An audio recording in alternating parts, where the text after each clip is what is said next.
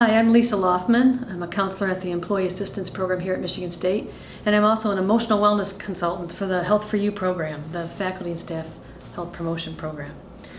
I've been asked today to talk about 3 tips that I might give you regarding stress and stress reduction. And the first thing that I would say is that a lot of times people give tips like take a walk, brisk exercise, and those are all good things. But I'd like to talk a little bit about 3 things you might want to understand to have less stress in your experience. The first thing I'd like to talk about is resistance. And I would like you all to be able to notice resistance more easily. Most psychological stress is caused by us resisting what is. And often what is happening doesn't fit with what our plan was or what our expectation was. And so when that occurs and we're out of alignment, we tend to resist that it's happening. And that resistance can cause an immense amount of physiological and emotional stress. And so there's what's happening, and then there's our resistance to it. And as you start to notice how often you're resisting what is, you'll start to see just how much energy you're giving to things you can't change, things you can't control. And while you're giving your energy to trying to have those things not have occurred, you're not putting your energy into what you can do, how you can influence a situation. Most of us are resisting unwanted personal experiences that either haven't happened yet, and we're doing that in a sense of worry, or we're trying to resist those unwanted personal experiences that have already occurred, or one that we're having right now.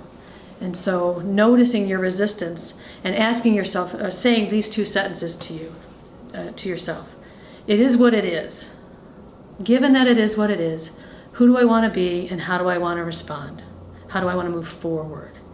Those reflective questions can help you shift from resistance to positive action, and being able to take positive action reduces your stress level. The 3 words that we use as a tagline over at Health for You is relax, reflect, and resolve. And we can't move to that very positive force until we drop our resistance. So that would be the first one. The second thing I would like folks to know is that when you're feeling really upset or reactive or off-center, it's important to have your orientation be to look in at what's happening for yourself, and not to just look outside and think that the entirety of your experience is caused by the external circumstances. There's what's happening to us, and there's our reaction to what's happening to us. One of the analogies I use a lot when I teach classes here at Michigan State is to try to get people to see that they operate a lot like a garden hose. And that we're all garden hoses, and we're all connected to the universal spigot or faucet. And when we're psychologically relaxed and at ease, our energy flows from outside of us through us, and it allows us to bring it to what we're working on. And when we start to get occupied in our thought world and caught up in having a reaction, it tends to sort of close the pathway for that energy, and we start to shut down and feel stagnant and feel stuck. I actually think we understand the outdoor plumbing at our houses better than we understand how we emotionally and psychologically operate. Because if tomorrow I'm out washing my car and the water flow stops, that's not typically a big deal. I notice that it stops. I think, wow, there must be a kink in the hose. I look for the hose. I flip the hose out so the flow comes back, and I go on about washing my car. I don't think I've ever gotten mad at the car or thought the car was causing the interruption in the water flow.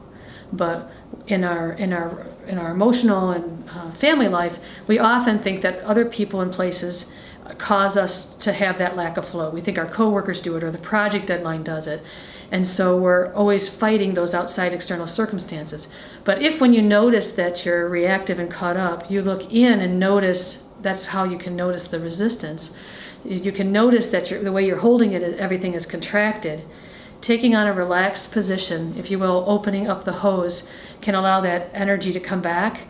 And in that energy comes creativity and new ideas and wisdom and common sense.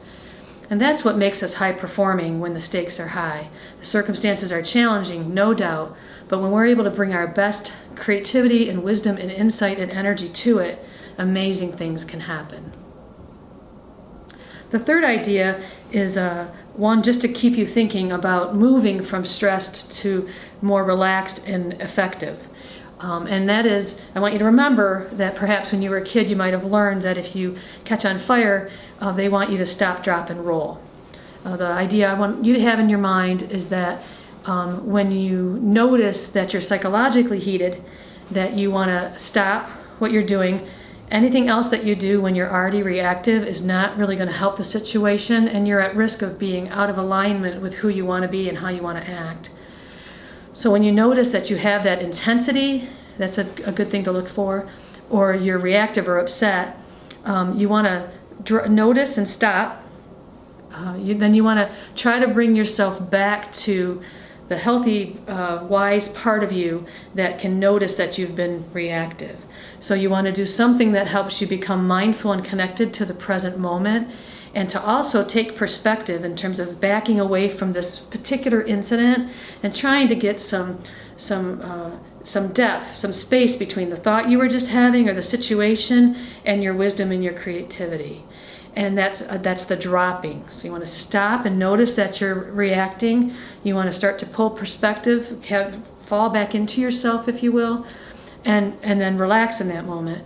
And then I would add a word. The word is reflect. That's when you really want to reflect about what your personal values are, what your work values are, what the Spartan experience means to you, and you want to really get in touch with that. And then you really want to roll forward with that. So I would say stop, drop, which can just actually, when you just physically move yourself to a more relaxed experience, you can drop. Sometimes I encourage people to drop by thinking of them of themselves as a snow globe, all churned up, and you want to take a deep breath. And when you exhale, you want to let all of the energy flow down into the lower half of your body and into the floor. I'd love for you to try that right now. Take a deep breath. And when you exhale, let all your energy flow into the bottom half of your body and into the floor. It tends to try to help bring you out of your processing mind and more into a reflective, centered space. Stop, drop, reflect, and roll.